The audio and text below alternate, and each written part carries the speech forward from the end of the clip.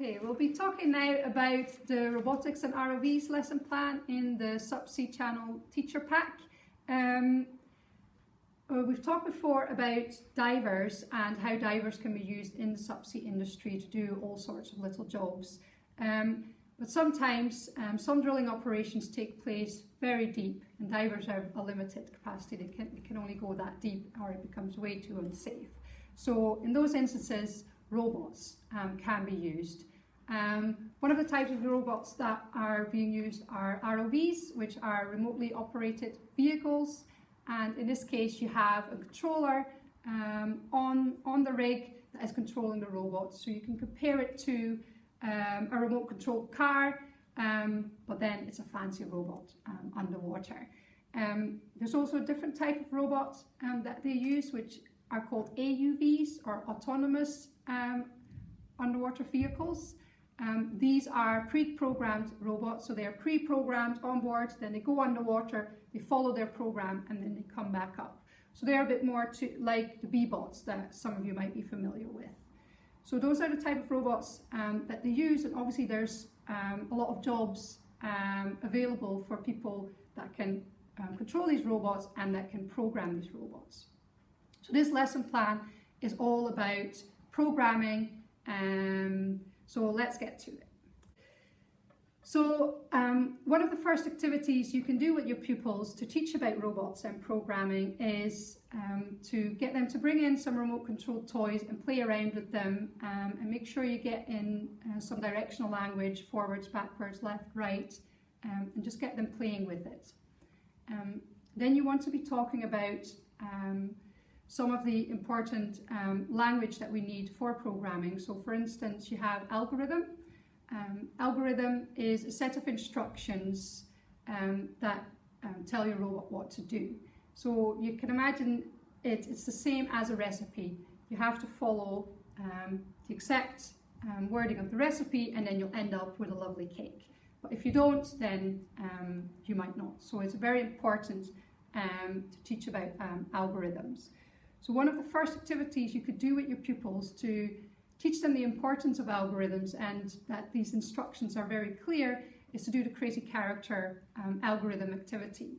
And you can find a full explanation of this activity on the Barefoot website, and I'll just try it with you just now. So if you can get a pen and paper and get ready and do exactly as I say. All ready? Okay. So what you want to do is, can you draw 3 circles, please?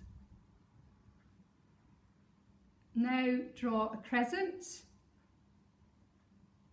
draw a triangle, draw a rectangle, and draw 4 lines. So if you followed my instruction correctly, what you would have gotten was this nice little man here. Did you all get that? I assume none of you did, because my instructions were pretty poorly. So this is a really good activity you can do with your pupils to make them understand that if you want to program, your algorithm needs to be very, very specific. So this is a very good activity to emphasize this to your pupils. So once you've done this activity, you can then go and get one of your pupils forward, show them a different character, and ask them to give a set of instructions, so an algorithm, to your class, and see if they do any better than I just did. So this is a really good starting point to get pupils thinking about algorithms. The next thing you could then do is get pupils to play human robots. For them to do this, pair them up and get one of them to be the programmer and one of them to be the robot, and set a very simple task.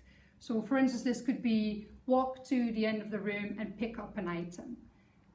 Pupils then will have to think about the different steps that their robot has to do in order to do that simple task.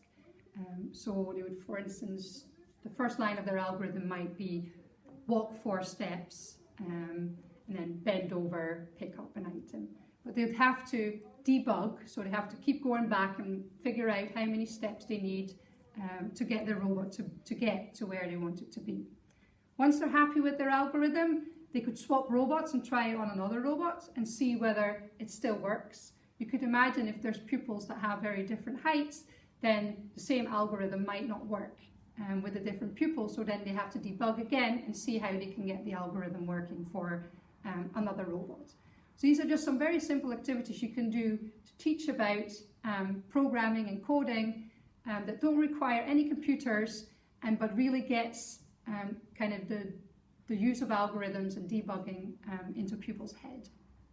If you've tried some of these first activities about algorithms, then you can think a bit more about ROVs and what they're used for in the subsea industry, and you could maybe set pupils the task to think of their own ROV. If they wanted to make an ROV that could go into their local pond and study the life there, what would they do?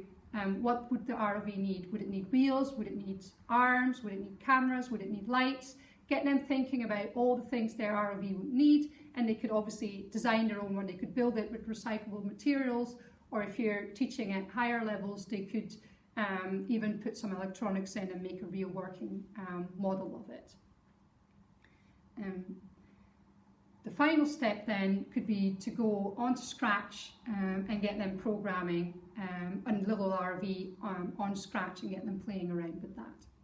So these are just some ideas how you can teach coding and programming to your pupils that I hope you might find useful, and you'll find all the information, all the activities that have gone over in the ROVs and robotics lesson plan in the Subsea channel teaching pack.